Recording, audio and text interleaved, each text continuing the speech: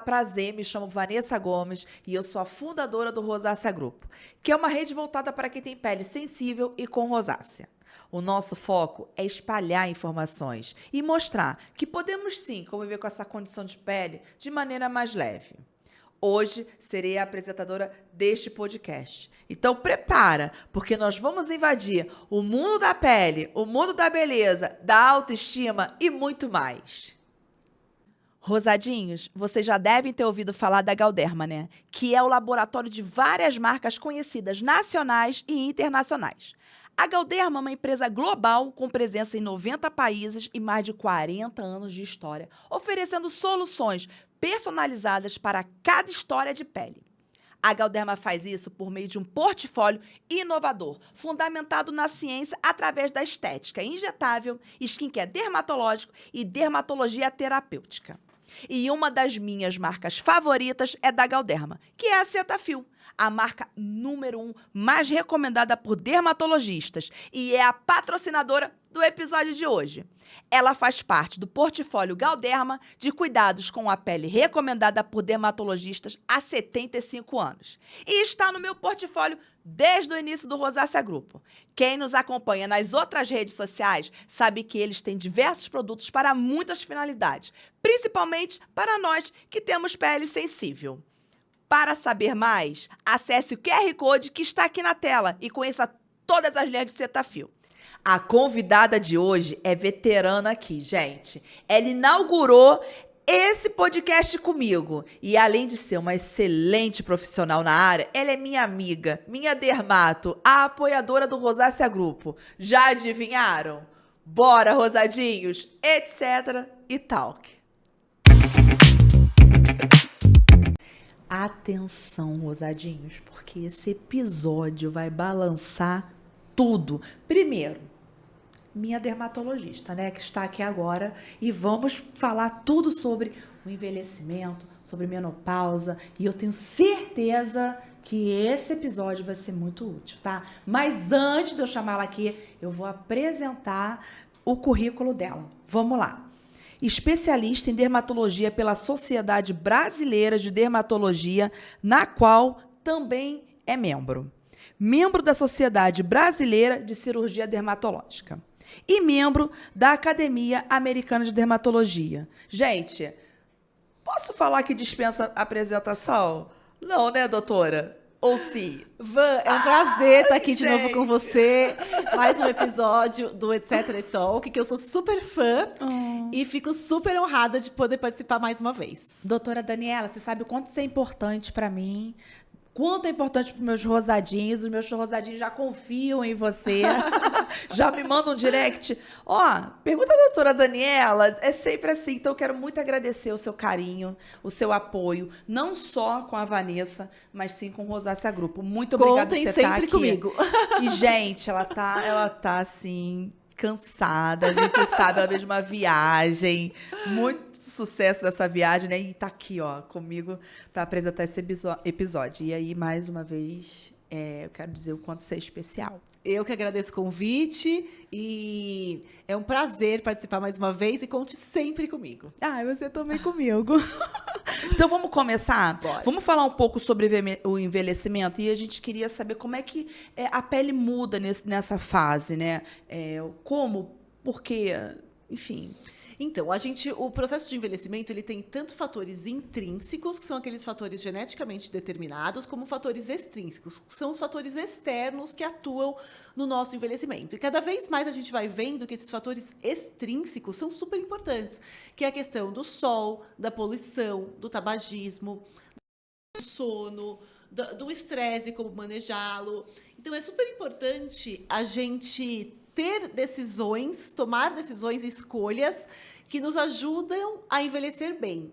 Então, usar o filtro solar, não fumar, higienizar bem a pele para se livrar desses malefícios da poluição, manejar bem o estresse, dormir bem. Então, tudo isso é importante. E conforme a gente vai envelhecendo, algumas coisas vão mudando na nossa pele. E na mulher é bem importante a questão da menopausa pelas alterações hormonais.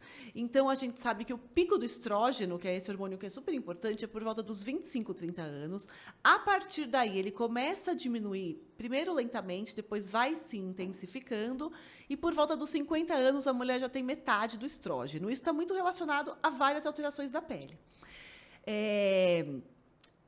Acho que eu fugi um pouco da pergunta. Não, porque esse negócio de menopausa envolve tanto a gente, né? Esse assunto de menopausa envolve tanta gente, né? E assim, a menopausa acontece por volta dos 50 anos, na grande maioria das mulheres, mas tem um período que chama perimenopausa, que varia de 2 a 8 anos antes. Então, por volta dos 40 a 42, grande parte das mulheres já está nesse período de perimenopausa e já pode apresentar vários sinais e sintomas na pele. Tá, a gente vai chegar lá. Tá, vamos chegar lá. Até porque eu tô nessa fase, né? Então, você já está sentindo algumas alterações, né? Muitas alterações. Muitas. Quais são os sinais que a gente percebe assim, tô envelhecendo? Então, os dois principais sinais são o ressecamento da pele e a flacidez, que vem acompanhada das rugas, de alguns outros sinais mais relacionados assim ao envelhecimento da face, que a gente pode notar. Então, o ressecamento da pele é o mais importante, ele pode acontecer não somente na face, mas em todo o corpo, e a flacidez. E assim, a gente pode dizer que existe envelhecimento precoce? Tudo depende desses fatores extrínsecos que eu falei. Então, uma pessoa que se expõe mais ao sol, uma pessoa que fuma, uma pessoa que não cuida tanto da pele, que é mais estressada, que não dorme bem, pode apresentar sinais de envelhecimento precoce. Quando a gente fala na pele, os mais importantes são sol e poluição, né? E tabagismo entra junto com a poluição. Então, a pessoa que se expõe mais ao sol, que vive em áreas poluídas e não cuida tanto da pele e que fuma, sim, vai apresentar sinais de envelhecimento precoce na pele. E qual é a rotina adequada? É necessária, é importante a rotina nesse momento do envelhecimento? A rotina adequada é importante em qualquer fase da vida, né? E nesse momento também. Então, a higienização adequada da pele, e aí eu sempre gosto de lembrar que higienização adequada não é higienização excessiva.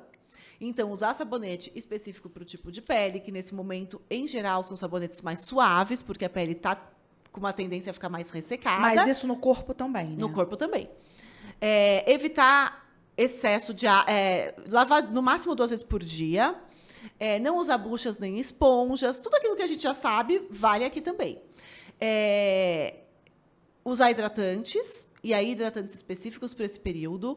O uso de antioxidantes também é super importante, porque grande parte desses malefícios vem através do processo de oxidação.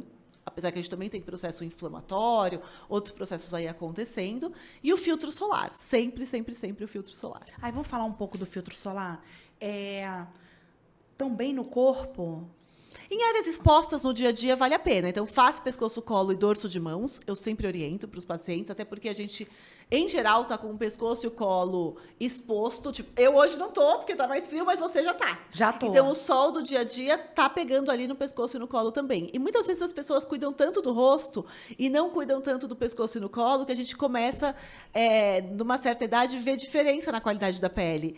A face mais cuidado e o pescoço, o colo e o dorso de mãos não tão cuidados. Então, a gente fala que, às vezes, pescoço, colo e dorso de mãos acaba denunciando mais a idade da pessoa, porque não foi tão cuidado como foi a face. Então, cuidar de pescoço, colo e dorso de mãos também é super importante, tanto com a rotina de skincare, como com procedimentos em consultório. Então, eu estava pesquisando uma coisa, e realmente isso aconteceu na minha família, eu fiquei preocupada. Às vezes, alguns idosos, eles possuem a pele fina. Bem fina, né? E isso é o quê? Isso é hereditário? Isso é o quê? É uma característica mesmo do envelhecimento, a atrofia da derme, o que leva à flacidez. Então, a pele vai ficando mais fina, a derme, né, que é a segunda camada da pele, vai ficando mais fina, e o que gera flacidez. E talvez, no dorso da mão, a gente consegue observar, parece que os vasos ficam mais aparentes. No braço, a gente também pode observar essa diferença da qualidade da pele. Então, essa atrofia da derme é bem característica do processo de envelhecimento. E a gente trata bastante isso, né? A gente trata isso com bioestimuladores de colágeno, com tecnologias que estimulem o colágeno, porque a gente vai tendo essa diminuição do colágeno e a que dá essa densidade ali na derme, né? Colágeno, ácido hialurônico, elastina, tudo isso vai diminuindo, a pele fica mais atrófica. Tá, eu vou aproveitar e falar de colágeno, tá? Já que a gente já começou a falar. Não sei se é polêmica, mas a gente vê que vem de várias cápsulas de colágenos orais.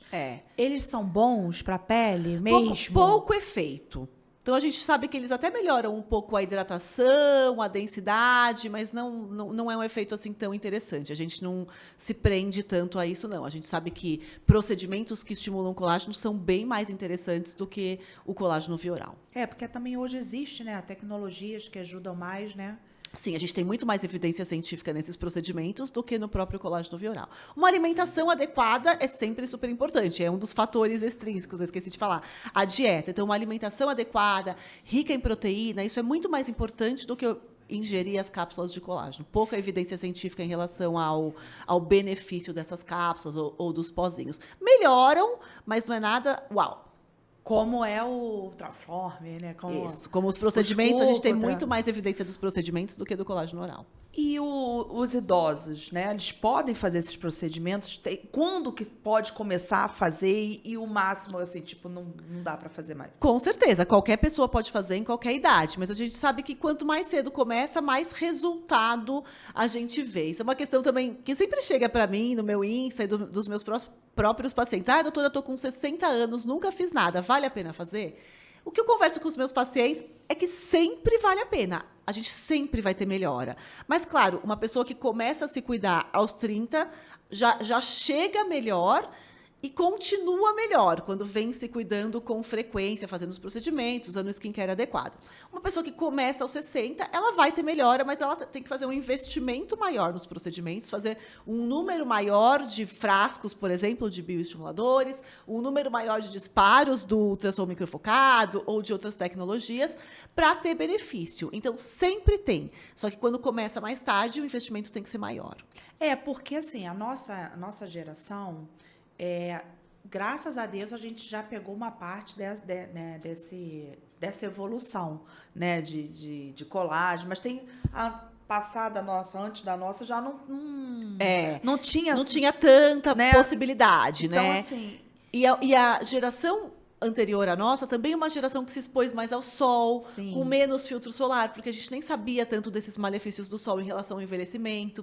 Então, é uma geração que se cuidou um pouco menos do que a gente. Eu acho que a gente já vem se cuidando um pouco mais desde cedo, até por mais conhecimento sobre, sim, o assunto e por mais oportunidade de procedimentos. Sim. Eu vejo, por exemplo, a geração da minha mãe. Minha mãe fez uma cirurgia plástica, uma rígido, aos 40 anos. Hoje é muito raro alguém fazer uma cirurgia plástica facial aos 40 anos, porque a gente tem muitas opções de procedimentos não cirúrgicos com resultados excelentes que a gente pode fazer. Então, hoje é muito mais raro as pacientes fazerem uma cirurgia plástica aos 40. Talvez elas façam mais tarde e muitas delas nem precisam fazer, porque quando vem se cuidando a longo prazo, às vezes nem sente necessidade. Eu ia perguntar isso. Se a gente vem desde cedo fazendo, não vai precisar.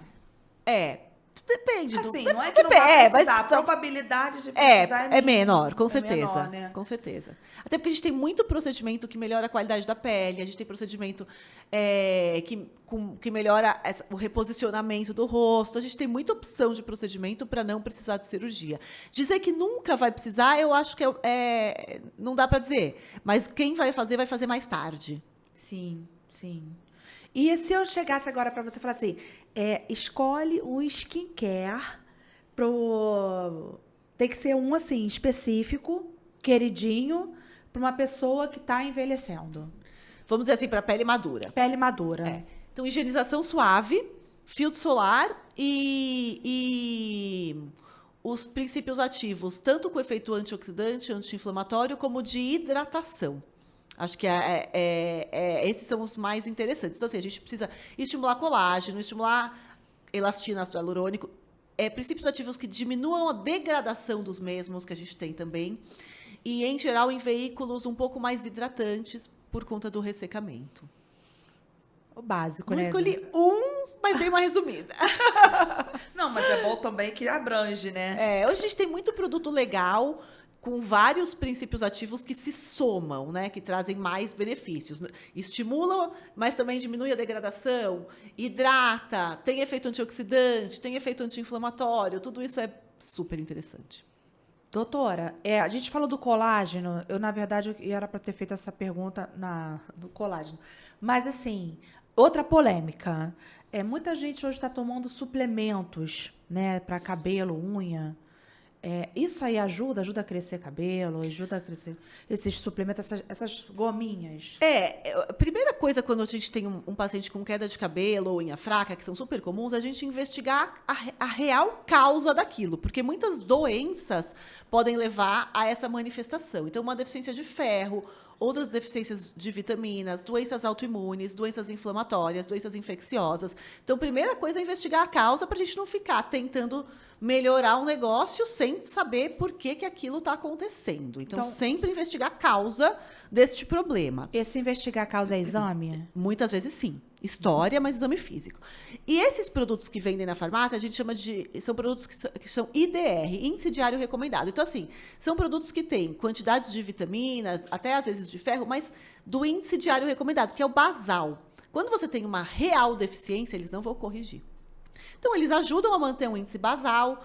Assim, grande parte da população não se alimenta bem, não come bem. Então, ajuda a manter aquele índice basal, que geralmente está relacionado a um déficit nutricional, assim, a não comer tão bem no dia a dia, mas eles não corrigem deficiência. Se realmente tiver uma deficiência de ferro, precisa tomar o ferro na quantidade ideal. Entendeu? Então, ali, os suplementos do dia a dia, por mais que eles contenham o ferro, eles não vão corrigir um déficit real. Eles vão tentar manter aquele basal que uma pessoa que come super bem nem precisaria. Não precisaria.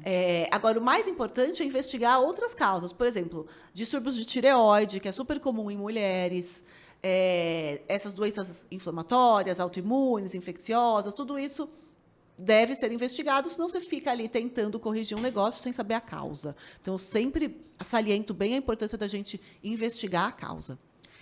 Já chegou lá no seu consultório, assim, o meu cabelo está caindo por conta do Covid? Uma doença infecciosa, né? Isso, então, é uma isso. das causas. A gente trata, a gente maneja bem, vai ver a intensidade daquilo, como a gente vai tratar. Então, o Covid foi bem marcante por ser uma doença infecciosa que também levava à queda de cabelo. Que aí não adianta suplemento, tem que investigar, tem que... Muitas vezes é autolimitado essa queda após essas doenças infecciosas. Elas vão melhorar independente do suplemento ou não. Ou não. É como, em média, demora uns 3 meses para melhorar, a pessoa começa a tomar um suplemento e acha que melhorou pelo suplemento, mas grande parte das vezes nem foi. Nem foi, né? Doutora, agora a gente vai pro quadro do cravo e a rosa, Bora. tá? É aquele quadro que você indicando, achando tudo bem, é rosa, se não, é cravo. Tá? Vamos lá, primeira imagem. Hidratação. Cravo ou rosa? Rosa.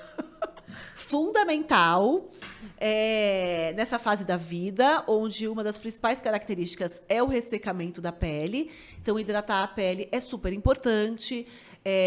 Vamos lembrar também, em relação ao corpo, banho não muito quente, nem não muito demorado.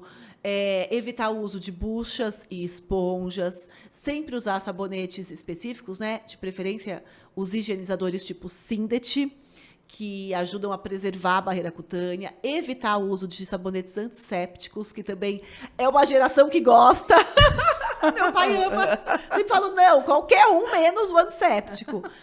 E hidratar logo após o banho a pele do corpo e também a do rosto. A do rosto a gente vai dar mais atenção, né? Mas a do corpo também precisa ser cuidada direitinho, porque se a gente não cuida, começa a evoluir para coceira, e aí às vezes a pessoa começa a coçar muito, forma algumas lesões, pode até infectar pelo ato de coçar frequentemente. Então, super importante e é muito nítido no consultório. Às vezes o paciente chega, fala, hoje eu não passei o hidratante porque eu vim aqui. Você passa a mão na pele, até solta umas escaminhas. Então, o ressecamento é super característico, está relacionado à queda do estrógeno também, e é muito importante a gente manejar bem os hidratantes. Óbvio, são as melhores opções. E existe agora hidratantes com absorção muito rápida, né? Existe. A gente tem diferentes tipos de veículos, alguns ajudam a absorver mais rápido, porque às vezes uma queixa do paciente, eu não gosto de ficar melecado, depois eu visto a roupa, parece que fica pegajoso. Mas hoje a gente tem opções excelentes no mercado, e aí é sempre importante uma avaliação com o dermatologista para escolher qual que é o melhor hidratante para o seu tipo de pele. Também está relacionado com a região onde mora, clima. Então, a gente tem aí muita opção, e é só escolher a melhor e se adaptar e usar realmente todo dia. Não adianta usar só de vez em quando. E de dia e de noite? 2 vezes ao dia é o ideal. Tá bom. Principalmente se toma banho 2 vezes por dia, que a grande parte da população toma. Gente, eu vou contar uma história, né? Eu tava naquela coisa da pele muito ressecada, aí eu falei com ela, me passa aí quais hidratantes você tem. Aí eu fui e mostrei para ela, esse. Então, assim, e eu tô usando e deu muito certo. Então, é importante acompanhamento do dermatologista nesse momento, mesmo, só uma hidrataçãozinha, não. Mesmo que seja hidratação no corpo, é importante a indicação de um dermatologista, tá? Vocês não têm noção como isso fez diferença na minha vida. Às vezes a pessoa fala, eu não gosto porque o hidratante fica pegajoso, mas às vezes ele não usou outros veículos, então o dermatologista vai ajudar. Muitas vezes a gente tem amostra no consultório, olha, testa esse, vê o que você acha, até o paciente se adaptar. Sim, é muito importante isso, né, doutora? Super. Próximo. Harmonização facial. Eu não gosto muito desse termo, então eu vou usar o cravo e a rosa. Na verdade, harmonização facial é um termo que, no meu ponto de vista, ficou muito assim, popular e muito relacionado a resultados não tão interessantes. Então, assim, e na verdade, o que isso queria dizer? É o uso de ácido hialurônico, os preenchedores e de toxinas. Quando bem feito, é muito bem-vindo. Quando bem feito, a gente mal percebe que o paciente fez alguma coisa. A gente acha que o paciente está super bem, mas não sabe o que fez. Mas os exageros tornaram esse termo não tão interessante. Então, eu sou super fã dos procedimentos, você sabe, é o que eu mais faço hoje no meu consultório. Mas o que a gente tem visto e entendendo ao longo dos anos, conforme a gente vai estudando mais, entendendo mais a anatomia relacionada ao envelhecimento, a gente está vendo que a gente não trata a flacidez com ácido hialurônico.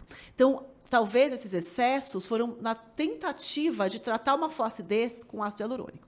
Então, a gente tem a opção dos bioestimuladores de colágeno e das tecnologias para tratar a flacidez, e o ácido hialurônico para tratar pontos específicos, sinais de reabsorção óssea, algumas rugas ou alguns sulcos, sempre associado ao tratamento da flacidez com essas outras possibilidades. Porque a mulher na menopausa, a principal característica dela é a flacidez. Então, se a gente fica tentando tratar a flacidez com ácido hialurônico, a gente vai volumizar em excesso o rosto dela, vai ficar aquele resultado não tão natural e a gente não está tratando a real causa do envelhecimento ali nesse momento, que é a flacidez. Então, cada vez mais eu vejo os bioestimuladores de colágeno associados às tecnologias para tratar a flacidez, ácido hialurônico para áreas específicas, para queixas específicas, e a toxina para as rugas dinâmicas da face. Então, essa combinação de tratamentos, dosando o que é mais importante em cada fase da vida, é o que vai nos trazer os melhores resultados. E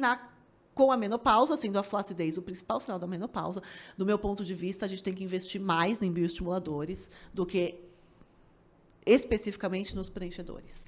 Explica pra gente o que são os bioestimuladores. Os bioestimuladores de colágeno, substâncias que a gente também injeta na pele e que vão fazer o paciente produzir mais colágeno. Conforme a gente envelhece, a gente vai perdendo colágeno, diminuindo a produção e aumentando a degradação. Então, a gente vai como se fosse fazendo um balanço negativo. E quando a gente faz bioestimulador de colágeno, a gente aumenta essa produção. Como se a gente fosse lutando contra o que está acontecendo.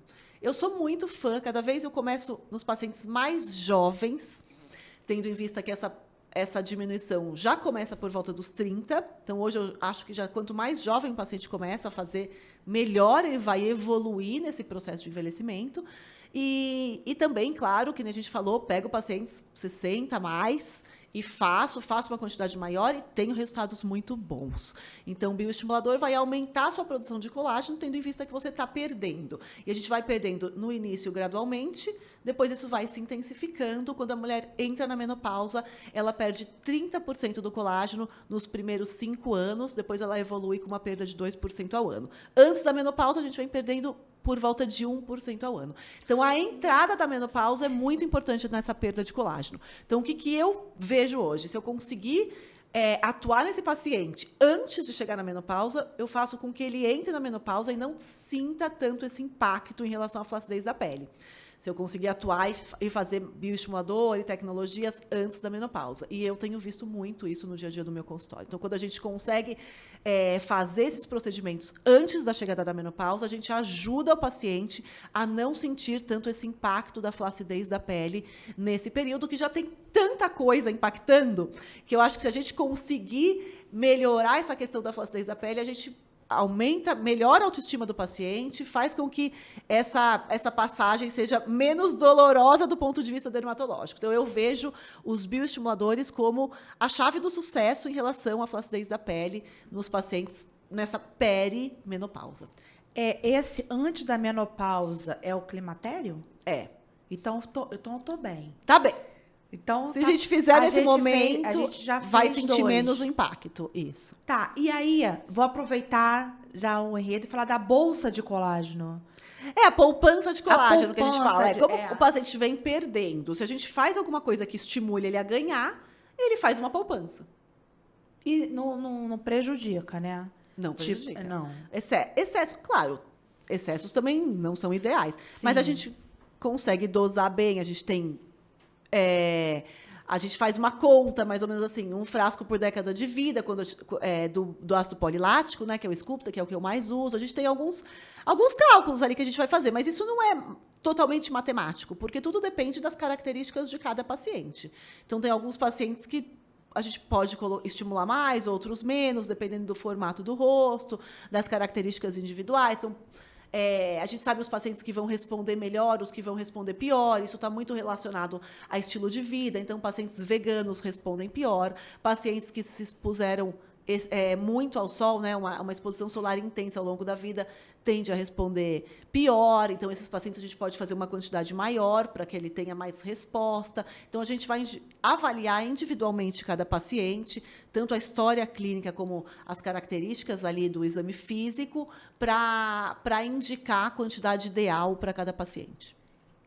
Entendi. Então, gente, bora fazer poupança de colágeno. Eu sou muito fã da poupança de colágeno. Não, e o bom é que é fazer com pessoa que entende, né? Agora você está falando, acho que nós entramos numa fase boa, porque eu comecei o climatério ano passado, a gente já fez Sculptra, né? E já fizemos outra forma, então... Vai mantendo, agora a gente vai mantendo. Vamos indo. E a gente vê uma diferença boa, né? Tipo... é nítido, né? Faz a assim, pele fica mais colada, fica mais né? colada, Isso. total, gente. É muito legal. Impressionante. Acredite que isso dá muito certo. Próxima. Rir muito, sorrir muito. Faz bem pra pele, faz bem. Sempre, né? Ser Sempre. feliz faz bem pra tudo. É super importante a gente manejar muito bem o estresse, né? Hoje, quando eu estou numa primeira consulta com o paciente, antigamente eu perguntava, você é estressado ou não? Hoje eu já pergunto, você maneja bem o seu estresse? Porque assim, estresse todo mundo tem, problema todo mundo tem. O que vai mudar é a maneira como você lida com isso. Então, eu converso bastante com os meus pacientes sobre manejo do estresse. O que a gente vai fazer para manejar o estresse? Então, uma atividade física, uma atividade que te dê prazer. Então, tocar um instrumento, fazer uma aula de arte. Manejar da melhor maneira possível, ser feliz, porque quando a gente é feliz, tudo fica bom na nossa vida, né? Fica tudo mais fácil, né? Então, óbvio, né? Manejo do estresse é algo super importante e cada um vai ter que desenvolver a sua maneira melhor de fazer isso. E isso não é novidade para ninguém, mas eu acho que sempre quando você está numa consulta médica e você aborda esse tema, acende alguma luz e te faz melhorar algum quesito da sua vida para que você seja mais feliz. Então, vamos sorrir muito, né, doutora? Vamos! Eu queria saber quais são as manifestações mais comuns da pele que aparecem no envelhecimento. Então, as principais manifestações é o ressecamento. Isso está relacionado à barreira cutânea, diminuição de ácido hialurônico, que também diminui com a idade. Algumas têm alteração de pH, várias alterações de barreira cutânea acontecem, gerando esse ressecamento. E a flacidez, pela diminuição de colágeno, elastina e substância fundamental amorfa, que a gente chama, que são vários elementos, entre eles o ácido hialurônico. Então, a diminuição de todas essas substâncias leva à atrofia da pele, que a gente já falou, e à flacidez. E a gente que tem pele sensível, por exemplo, rosácea, mas vamos falar dermatites, né? E, sim, enfim, as peles sensíveis. Quais são os cuidados especiais que a gente tem que ter em mente no período de envelhecimento? Então, isso é uma questão que até a gente estava discutindo outro dia. Quem tem pele sensível, a pele pode ficar ainda mais sensível durante a menopausa, porque vai ter essas outras alterações. Então, o skincare aí é fundamental, que nem a gente falou, os 3 passos principais: a higienização suave, a hidratação, e aí levando em consideração princípios ativos mais importantes nessa fase, e a fotoproteção, porque o sol também pode piorar essa questão. Então, caprichar muito no skincare e contar sempre com a ajuda de um dermatologista, porque às vezes o paciente, mesmo fazendo tudo isso, não está dando certo. Então, fazer uma consulta, reavaliar todos os produtos que estão sendo usados, a rotina, se está usando, às vezes está usando alguma esponjinha, alguma coisa. Então, conversar com o dermatologista para alinhar todos os passos do skincare para manejar bem esse ressecamento e esse aumento da sensibilidade que pode acontecer durante a menopausa. Tá, vamos, assim, minha pergunta na menopausa, assim, eu tenho rosácea. A pessoa tem dermatite.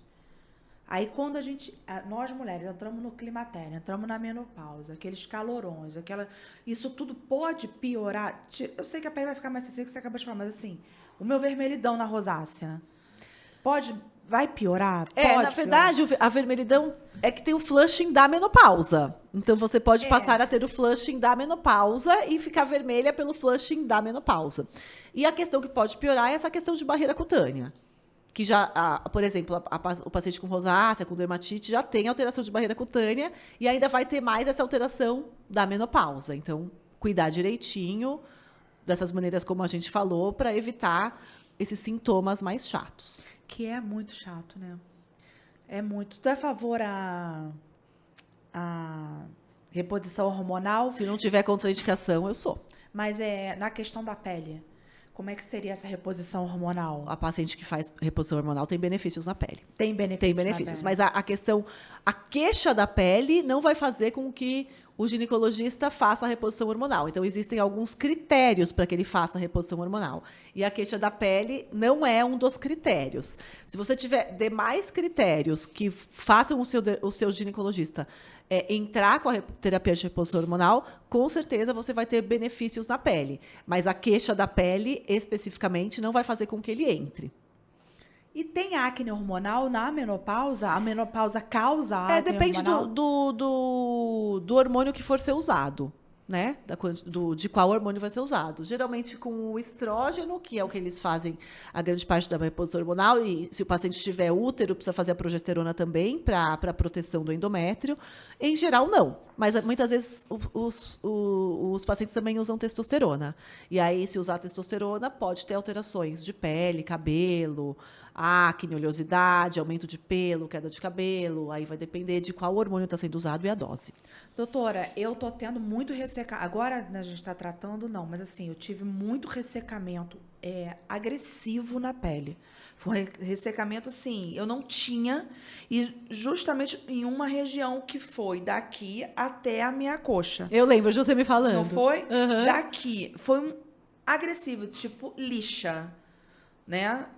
Isso faz tem parte explicação. Faz parte desse ressecamento da pele que acontece da menopausa. Agora, de ser uma área específica, não tem tanta explicação. Não, ressecou tudo. Mas, assim, geralmente ele resseca tudo. Resseca tudo, mas a agressiva mesmo foi nessa lateral aqui.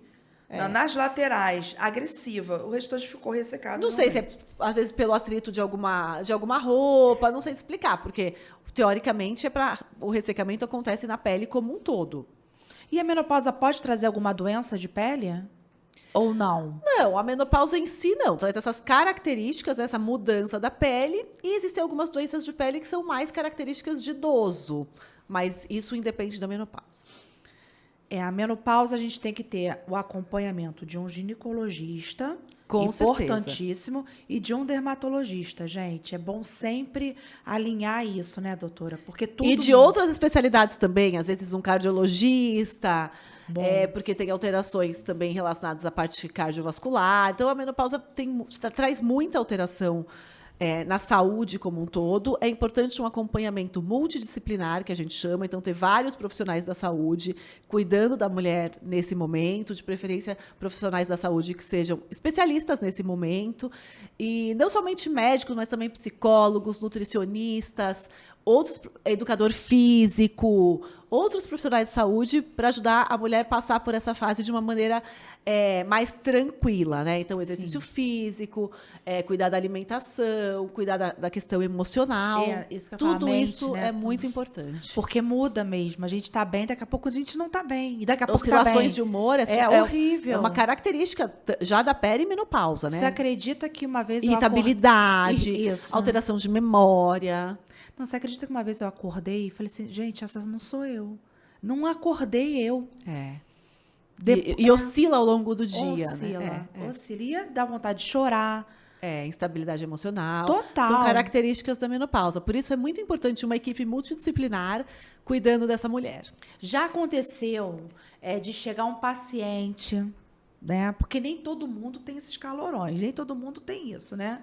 Conheço pessoas que passaram no climatério tranquilo, mas que não sabia que entrou, mas que pela pele você observou. Olha, procura um médico que você pode estar entrando na menopausa. Já aconteceu isso? A questão da flacidez é o que mais me chama a atenção, mas não que eu faça esse diagnóstico assim, não. Em geral, eu pergunto para o paciente, né, se a menstruação ainda está regular ou se já está falhando. E como eu converso bastante sobre antecedentes pessoais e tudo, dependendo da queixa, aí eu posso falar, olha, é interessante você procurar um ginecologista, você pode já estar na perimenopausa, mas é mais pela idade mesmo que a gente vai orientando. Eu vou lhe perguntar de novo, porque a gente falou conversando, mas eu vou te perguntar para a gente deixar bem fixado, né? Quais são os cuidados recomendados para minimizar os efeitos da menopausa na pele? Tá.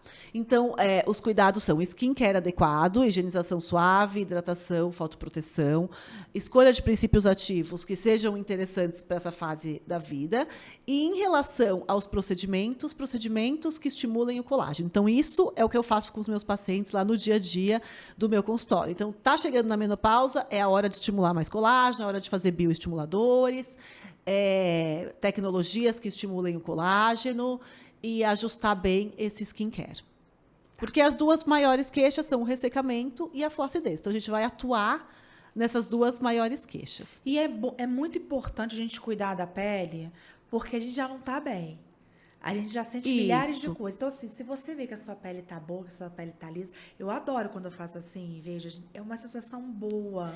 A questão da pele vai piorar a autoestima, que já não está tão boa nessa fase da vida. Exatamente. Então, se tiver tudo ok, se estiver hidratado, se você estiver fazendo um procedimento, isso tudo eleva a autoestima. Com certeza. Então, agora, eu também gosto de orientar essa questão do estilo de vida. Então, comer bem, eu acho que é super importante ter a orientação de um nutricionista, porque por mais que a gente se alimente bem, o nutricionista vai trazer algumas dicas e algumas orientações que são importantes. Por exemplo, a proteína, a gente precisa aumentar a quantidade de proteína nesse momento. E isso vai influenciar também na qualidade da pele, na saúde como um todo e também na qualidade da pele. Inclusive, vai influenciar na resposta aos procedimentos, né? A gente sabe hoje que pacientes veganos têm mais flacidez e respondem menos a alguns procedimentos. Então, comer bem, fazer atividade física, manejar o estresse, não fumar. Eu gosto muito de orientar essa questão da qualidade de vida, mas isso independente da idade. Quanto mais cedo a gente começar a melhorar tudo isso, melhor a gente vai chegar nesse momento. Só que nesse momento é ainda mais crucial, tanto para o bem-estar do paciente, como para a questão da pele, que é o que ele está ali se queixando para mim. Então, às vezes, o paciente quer ir lá, fazer só o procedimento, usar o skincare, mas não quer fazer a parte dele, não quer comer bem, não quer fazer uma atividade física, mas é muito importante que esse paciente seja cuidado como um todo, não somente na reflexão na pele, mas na saúde geral do paciente. Não, e eu vou te falar, eu não era assim, né? Sabe, me conhece, o negócio meu era comer besteira, não fazer exercício, mas assim, eu mudei porque precisei, estou numa fase, né, de uma alimentação saudável, estou trocando ainda, né, as coisas devagar, mas uma coisa, eu percebi que uma coisa puxa a outra. Com certeza, uma coisa assim, é consequência da outra. Você tem vontade de fazer um exercício físico. Você tem vontade de fazer exercício físico, tem cuidado, vontade de hidratar sua pele, de fazer um bioestimulador. Então, assim, uma coisa puxa a outra. Você vai procurando sempre o seu bem-estar. Isso, com então, certeza. acaba Isso é super sendo importante. fácil. O problema é começar. Começou... As coisas fluem. E às vezes você precisa de um estímulo, né, inicial. Então, às vezes é na consulta com o seu gineco ou na consulta com o seu dermato para vir aquele clique para você começar. Mas você precisa entender que isso é importante. Então, por isso que nós, profissionais da saúde, precisamos explicar isso para os nossos pacientes, para que eles entendam, para que eles tenham força para mudar esses hábitos. Verdade. Doutora, agora a gente vem para o quadro Pergunta dos Rosadinhos. Eu fiz botei uma caixinha de perguntas, eles colocaram lá as perguntas que eles queriam, escolhemos 2 para você responder. Tá bom? Vamos lá. Primeira. A partir de qual idade devo começar a fazer Botox? Tenho 26 e algumas amigas já fazem. Luísa Bernardes. Essa é uma pergunta super comum. Na verdade, a gente indica a toxina antes que o paciente já tenha a ruga de expressão marcada. Então, quando ele tem somente a ruga dinâmica, no meu ponto de vista, é o ideal. Quando ele movimenta e forma a ruga, mas quando ele está ao repouso, não tem ruga. Então, começar nesse momento é super interessante porque vai evitar de fazer a ruga estática, que é aquela ruga que já está presente, mesmo sem movimentar o rosto. Mas também, se já estiver com a ruga estática, pode fazer porque vai evitar dessa ruga se aprofundar. Quando você diminui a força do músculo, ele diminui a formação dessa ruga, ela não se aprofunda.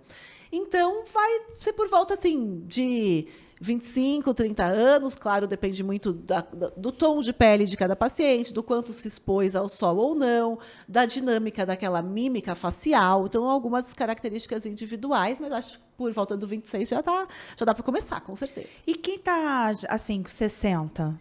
Pode fazer, a gente tem que ter mais cautela, porque já tem bastante flacidez, então alguns pontos a gente não vai fazer, porque diminuindo a força do músculo, às vezes até piora a flacidez, mas sim, sempre tem benefício, vai depender do profissional, do médico que está realizando, de ter bom senso em ver onde deve ou não realizar, em quais músculos aquele paciente vai ter mais benefício ou não. Mas pode ter assim, não adianta fazer Botox. Como assim? Vai ser uma pessoa mais velha, vai lá no seu consultório, exemplo. Estou falando você que você está aqui, vamos generalizar.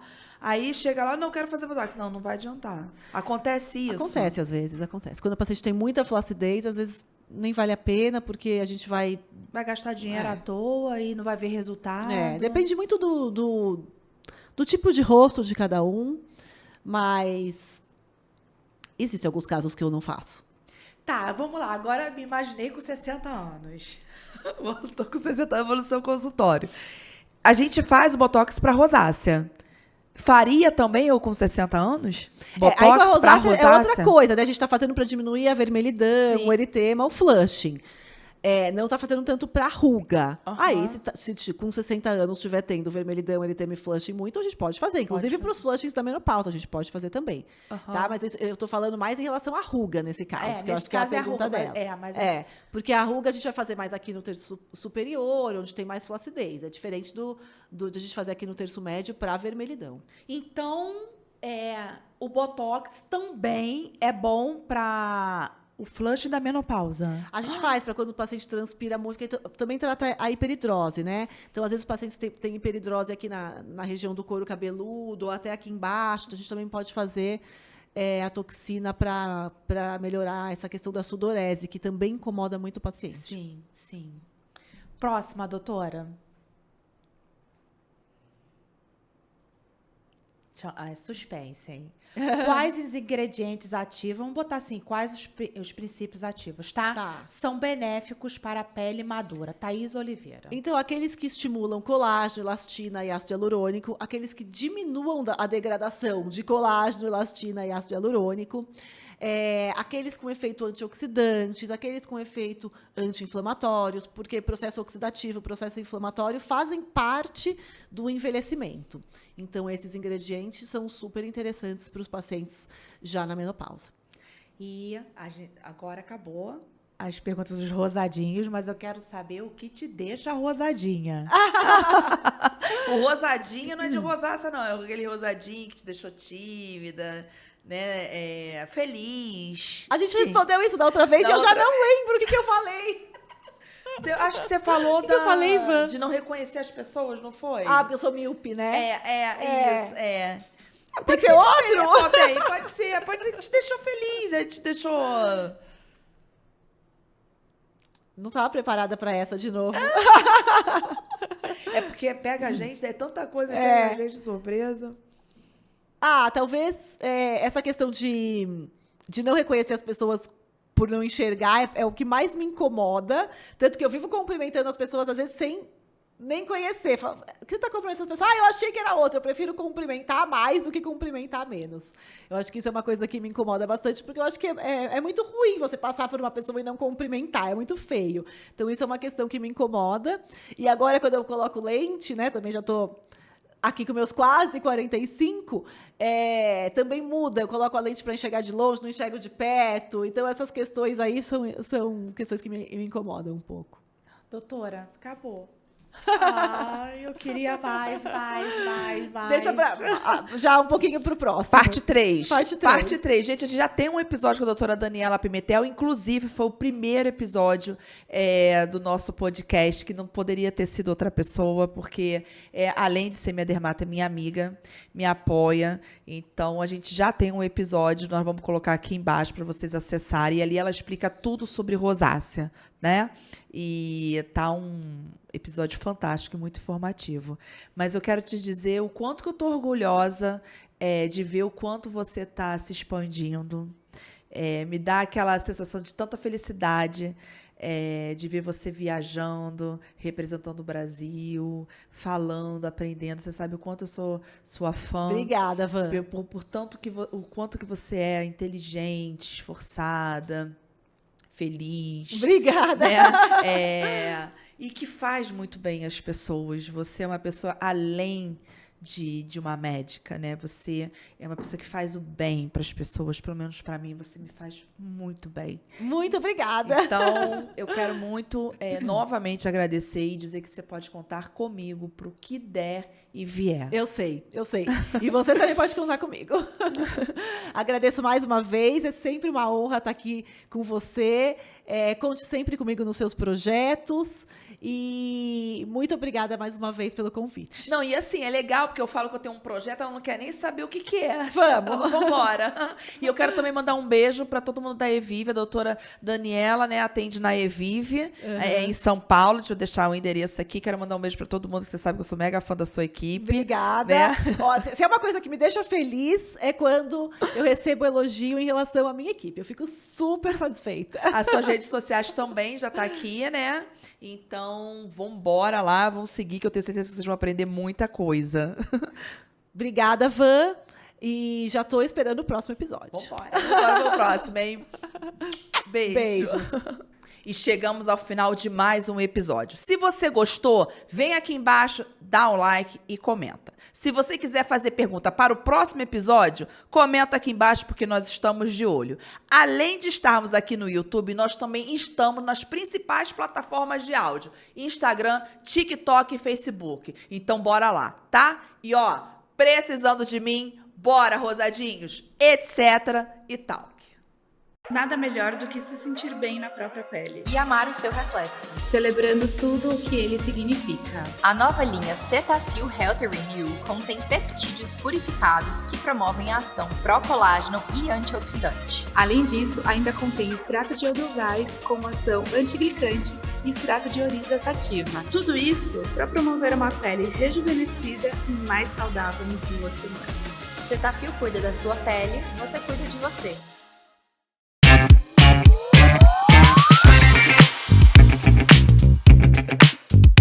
Bora, rosadinhos, etc. e talk.